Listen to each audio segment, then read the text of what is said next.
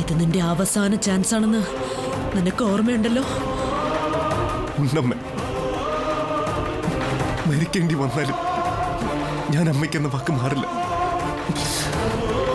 അമ്മയ്ക്കിത് വിശ്വസിക്കാം.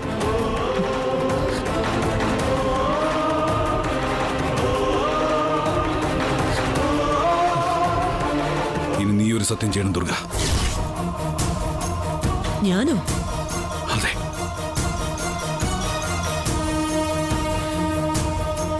ഇതുപോലുള്ള കടുങ്കൈകൾക്ക് നീ ഇനി മുതിരില്ല.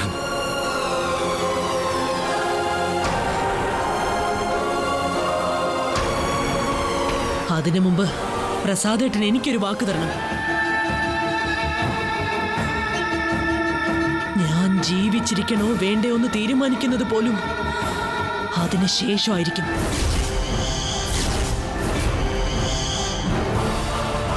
ഞാൻ എന്ത് വാക്കാ തരേണ്ട? നിങ്ങളുടെ മുന്നിൽ വെച്ച് തന്ന വാക്ക് നിങ്ങളുടെ മകൻ തെറ്റിക്കില്ലെന്ന എന്റെ വിശ്വാസം. അതുപോലെ ഇവന്റെ മുമ്പിൽ വെച്ച് പ്രസാദേട്ടന് ഒരു സത്യം ചെയ്യണം.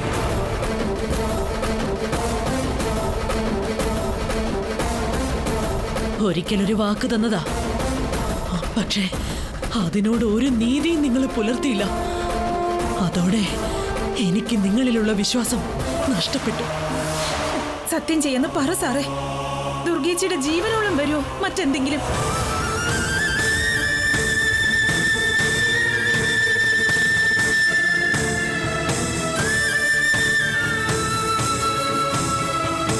എന്താണെങ്കിലും സത്യം ചെയ്യാച്ച. അമ്മയുടെ മനസ്സൊന്ന് ശാന്താവട്ടെ.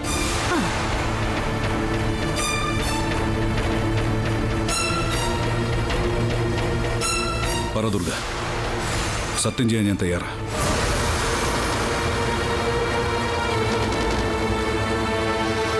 എന്ത് വാക്കാ ഞാൻ തരേണ്ടത്?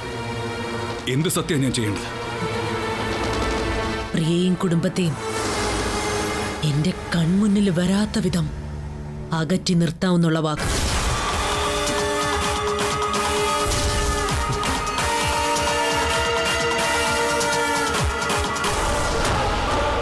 ഈ നാട്ടിൽ അവരുണ്ടാവില്ല എന്ന് പ്രസാദേട്ടൻ എനിക്ക് സത്യം ചെയ്തു തരണം.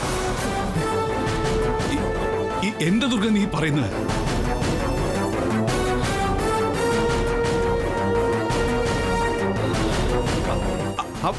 അവരീ നാട്ടിലുണ്ടാവില്ലെന്നും എനിക്കെങ്ങനെ ഉറപ്പ് വരാൻ പറ്റും? ഇത് അവരുടെ കൂടെ നാടല്ലേ? നിങ്ങൾക്ക് പറ്റും. നിങ്ങൾ വിചാരിച്ച അവരെ ഇവിടുന്ന് നാട് കടത്താൻ പറ്റും.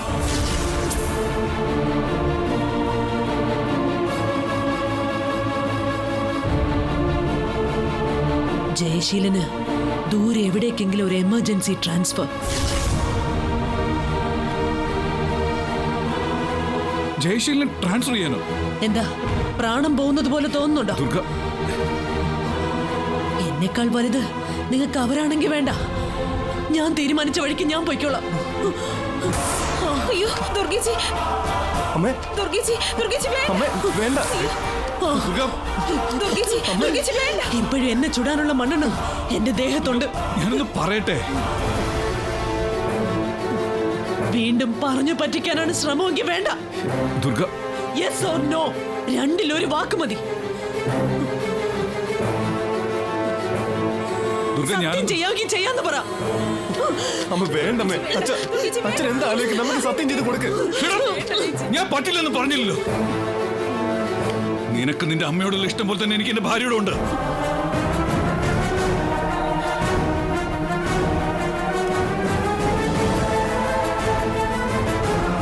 നിനക്ക് വേണ്ടി ഞാൻ മറ്റു പലതും മാറ്റി വെച്ചിട്ടേ ഉള്ളൂ. പക്ഷെ മറ്റൊന്നിനു വേണ്ടി ഞാൻ നിന്നെ മാറ്റി നിർത്തിയിട്ടില്ല. ഇനി എനിക്ക് അങ്ങനെ ചെയ്യാൻ കഴിയും.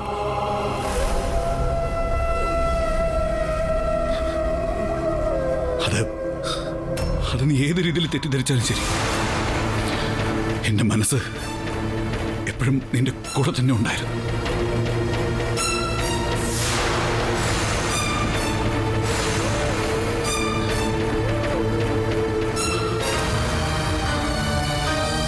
നിനക്ക് ഞാൻ വാക്ക് തരുന്നു.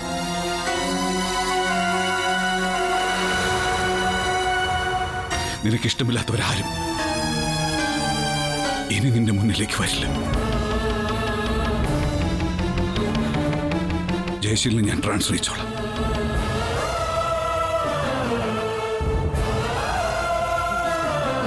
സത്യം.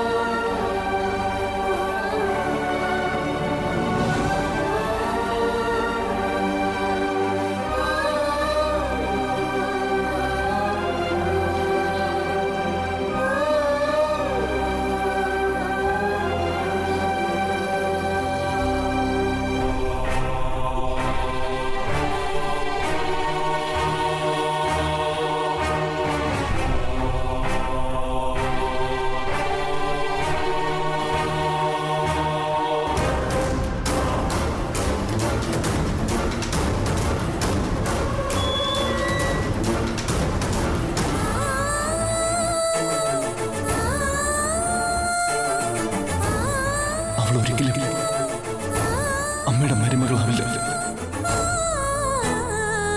ദൈവം ഇറങ്ങി എന്ന് പറഞ്ഞാലും ഞാൻ അവളെ അമ്മയുടെ മരുമകളാക്കില്ല.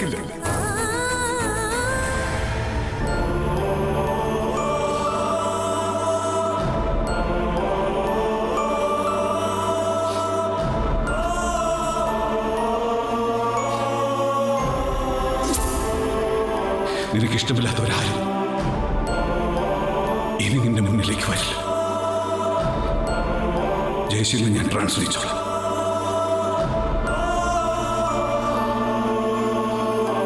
സത്യം.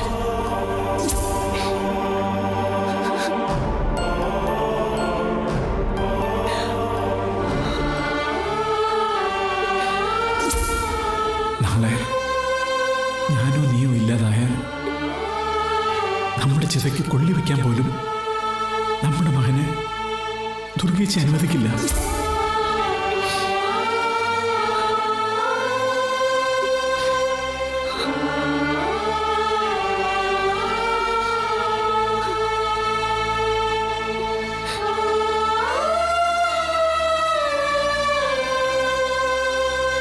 ഇല്ല ചേട്ടാ, നമ്മൾ ആഗ്രഹിച്ചതൊന്നും ഇനി നടക്കാൻ പോകുന്നില്ല.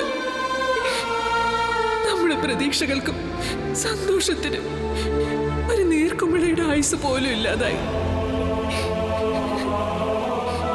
എല്ലാം വീണ്ടും ദുർഗേച്ചി തല്ലി തകർത്ത് കളഞ്ഞല്ലോ.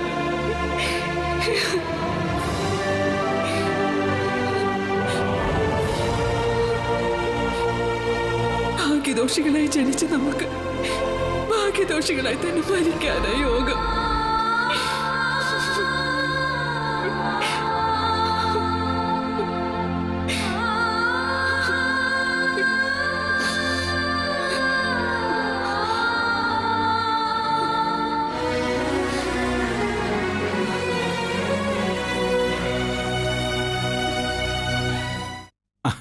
ഇന്ന് അവധിയാ സാറേ, സന്തോഷത്തിൻ്റെ പകിട്ടുള്ള അവധി. ജീവിതത്തിൽ ആദ്യമായി വീട്ടിലിരുന്ന് ആഘോഷിച്ച ദിവസമായി ഇന്ന്.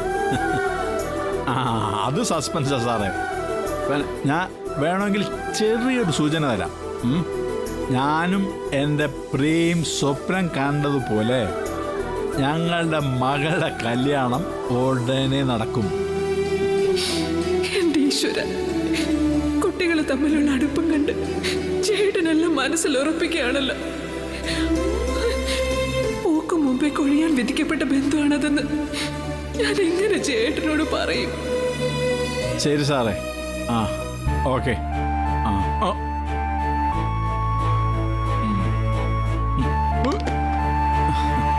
സന്തോഷായി.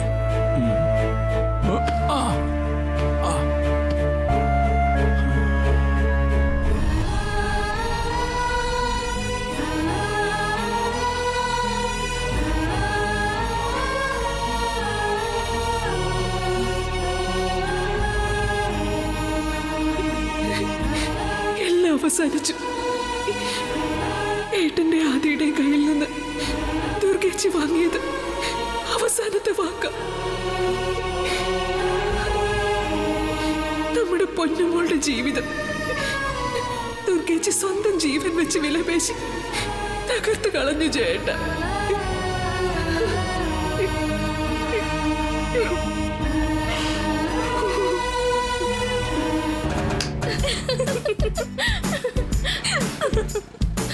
എന്നാലും ആ പൊട്ടിനെ നീ എത്ര പറ്റിച്ചതാടി. എന്തൊക്കെയാ നീ അവനെ വിളിച്ചോണ്ടിരുന്നേ? മന്ദബുദ്ധി, മരങ്ങോടൻ, പിന്നെന്തൊക്കെയാ? ഹലോ, അതൊക്കെ പണ്ട്.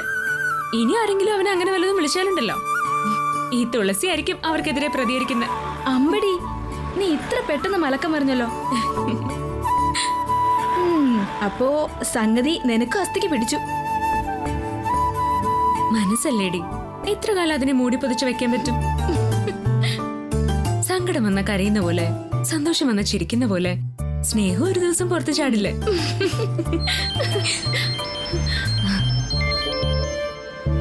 അപ്പുറത്തെ വീട്ടിലെ ജാനകി ആന്റി ആണല്ലോ. ഹലോ, എന്താ ആന്റി വിളിച്ചേ? മോളെ തുളസി, നീ ഇപ്പൊ എവിടെയുണ്ട്? ഞാനിപ്പോ എന്റെ കൂട്ടുകാരുടെ വീടിനടുത്താ. എന്താ ആന്റി? നിന്റെ അമ്മയും ദുർഗയും തമ്മിൽ എന്തോ പ്രശ്നം ഉണ്ടായിരിക്കുക. പ്രിയ അവിടെ പോകുന്നതും കരഞ്ഞോണ്ട് ഇറങ്ങി വരുന്നതും കണ്ടു. ഇപ്പൊ അമ്മ എവിടെയാ ആന്റി? നിന്റെ വീട്ടിൽ തന്നെയുണ്ട്. നീ വേഗം പോയി അമ്മയോട് കാര്യം എന്താണെന്ന് വെച്ചാൽ തിരക്ക്. ആ ശരി ആന്റി, ഞാൻ ഇപ്പൊ തന്നെ വീട്ടിലെത്താം. ശരി. എന്താ തുളസി? ആ ദുർഗാമ്മ വീണ്ടും എന്റെ അമ്മയെ കരയിപ്പിച്ചു. ഞാൻ വേഗം ഒന്ന് അങ്ങോട്ട് ചെല്ലട്ടെ. ശരി, എന്തായാലും വിളിച്ചു പറയണേ.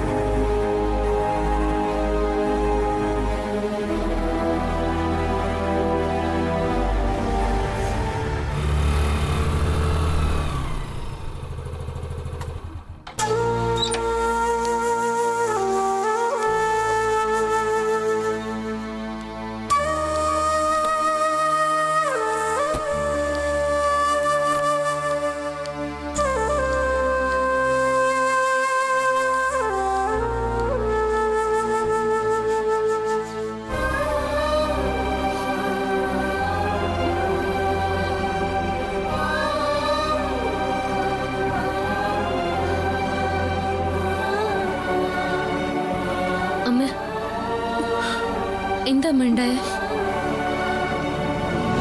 എന്താ ഇവിടെ ഒന്നും ഉണ്ടായില്ലല്ലോ? നിന്റെ മുഖത്തെന്താ ഒരു പരിഭ്രമം?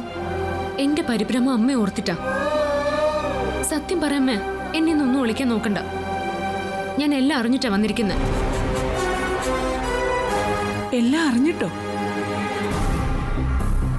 നീ പറയുന്നത് കേട്ടാ ഇവിടെ എന്തോ കുഴപ്പം നടന്നതുപോലെയാണല്ലോ. ദേ, നിന്റെ അച്ഛൻ അവിടെ കിടന്ന് നല്ല ഉറക്കവാ. ഞാനിവിടെ ഇങ്ങനെ ഓരോന്ന് ആലോചിച്ചുകൊണ്ടിരിക്കുകയായിരുന്നു. പിന്നെ ഇവിടെ എന്ത് പ്രശ്നം ഉണ്ടാവാനാ? ഇവിടെ എന്ത് സംഭവിച്ചു എന്നല്ല ഞാൻ ചോദിച്ചത്, അമ്മയ്ക്ക് എന്താ സംഭവിച്ചെന്ന്. എനിക്കോ? അതെ, അമ്മ പ്രസാദ് മാമന്റെ വീട്ടിലേക്ക് തിരക്കിട്ട് പോകുന്നതും അവിടുന്ന് കരഞ്ഞുകൊണ്ട് ഇറങ്ങി വരുന്നതും കണ്ടെന്ന് ഒരാൾ എന്നെ വിളിച്ചു പറഞ്ഞു.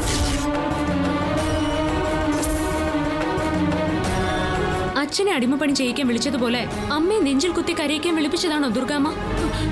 മോളെ, അത് നിങ്ങളൊക്കെ എന്താ വിചാരിച്ചേ? ഈ തുളസി ഒന്നും അറിയില്ലെന്നോ? സത്യം പറയാമേ, അവരെന്തിനാ അമ്മയെ വിളിപ്പിച്ചേ? അയ്യോ മോളെ, എന്നെ ആരും വിളിപ്പിച്ചതല്ല. ഞാൻ തനിയെ പോയതാ. എന്തിന്?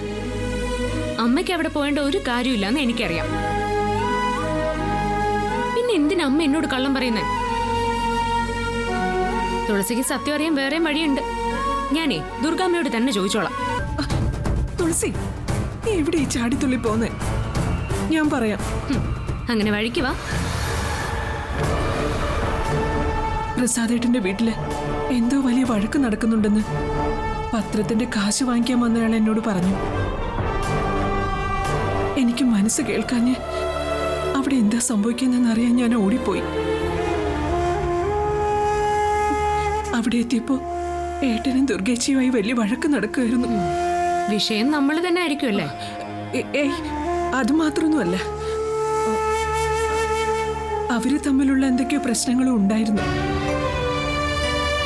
ദുർഗേച്ചി വായിൽ തോന്നിയത് എന്തൊക്കെയോ വിളിച്ചു പറഞ്ഞപ്പോ ഏട്ടൻ വല്ലാതെ സങ്കടപ്പെട്ടു. അത് കണ്ട് എനിക്കും വല്ലാത്ത വിഷമമായി. പിന്നെ ഏട്ടനെ കാണാൻ നിൽക്കാതെ ഞാൻ വേഗം പോന്നു. സത്യം തന്നെ ആണല്ലോ അല്ലേ? എന്നെ നിനക്ക് വിശ്വാസമില്ലെങ്കിൽ നീ ആരോടാന്ന് വെച്ചാ പോയി ചോദിക്കും.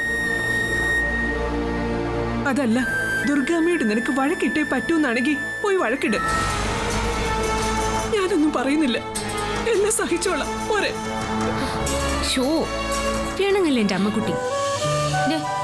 എൻ്റെ അമ്മ മോള് കരഞ്ഞു എന്ന് കേട്ടോണ്ടല്ലേ ഞാൻ ഓടി വന്ന്. അമ്മയുടെ സങ്കടം അറിയെങ്കിൽ എനിക്കെന്താ? പിന്നെ ദുർഗമ്മയോട് വെറുതെ പോയി വഴക്കിടാൻ എനിക്ക് വട്ടൊന്നുമില്ല. ഞാനേ ഒരു നല്ല ചായ ഇട്ടുതരാം.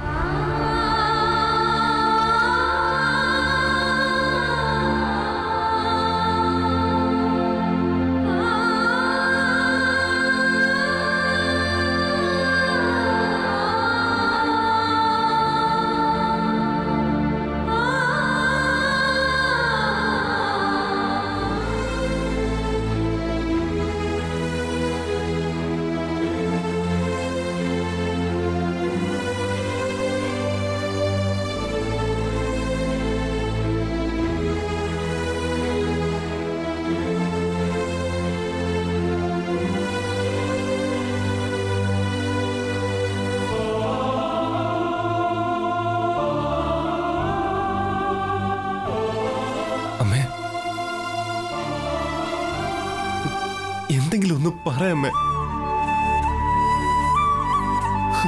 എന്നോടൊന്ന് ദേഷ്യപ്പെടുകയെങ്കിലും ചെയ്യും.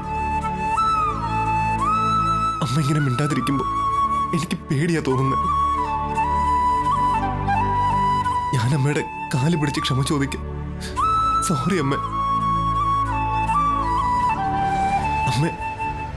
അമ്മയെ ഞാൻ ഇനി വിഷമിപ്പിക്കില്ല.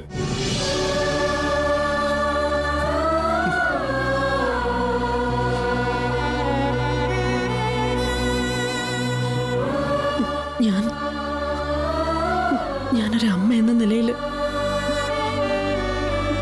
നിന്നെ സ്നേഹിച്ചിട്ടില്ല എന്ന് നിനക്ക് തോന്നുന്നുണ്ടോ? അമ്മ എന്താ ഇങ്ങനെയൊക്കെ ചോദിക്കുന്നത്?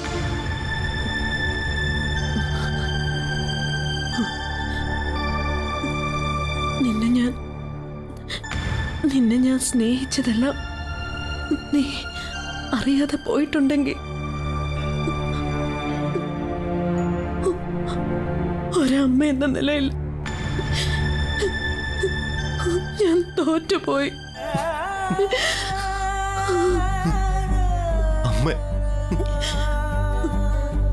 സ്നേഹം മനസ്സിലായില്ലെങ്കിൽ, അത് തിരിച്ചറിഞ്ഞില്ലെങ്കിൽ പിന്നെ എന്ത് പ്രയോജനമുള്ളത്? ഞാൻ നിന്നെ വഴക്ക് പറഞ്ഞപ്പോഴൊക്കെ നിന്നെ എന്റേത് മാത്രമായിട്ട് ചേർത്ത് പിടിച്ചപ്പോഴൊക്കെ നീ എന്നെ ഒരു ശത്രുവിനെ പോലെയാണോ മോനെ കണ്ടത്?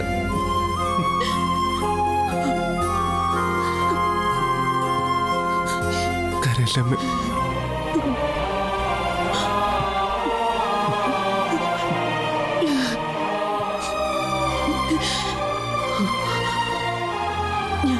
ഞാൻ ആരുടെ മുമ്പിലും കരയില്ല. കരയുന്ന ദുർഗയല്ല. ഏത് പ്രതിസന്ധിയെയും അതിജീവിക്കുന്ന ദുർഗയാ ഞാൻ. പക്ഷേ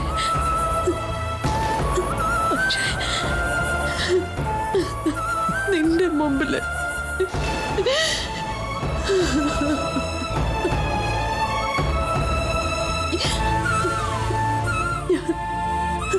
ഞാൻ നിനക്ക് വേണ്ടി മാത്രമാണ് ജീവിക്കുന്നത്.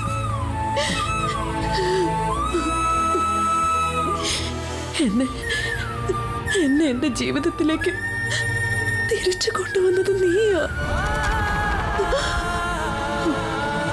നിന്നെ എനിക്ക് നഷ്ടപ്പെട്ട.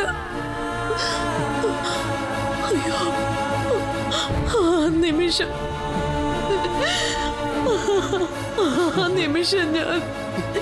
ഞാനില്ലാതെ ആവും.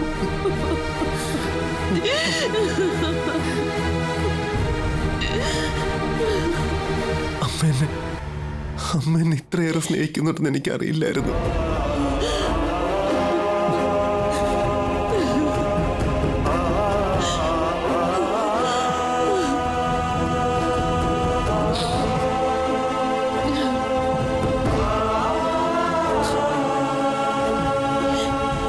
അതെന്റെ തെറ്റാ. ഞാൻ എപ്പോഴും നിന്റെ മുമ്പിൽ ഒരു ദേഷ്യക്കാരിയായ അമ്മയായിട്ട് പെരുമാറി. എന്റെ ദേഷ്യം മുഴുവൻ എന്റെ മോനോടുള്ള സ്നേഹം കൊണ്ടായിരുന്നടാ. അതെനിക്ക് നിന്നെ മനസ്സിലാക്കിക്കാൻ പറ്റിയില്ല. ഇപ്പൊ എനിക്കത് മനസ്സിലാവുന്നുണ്ടമ്മേ.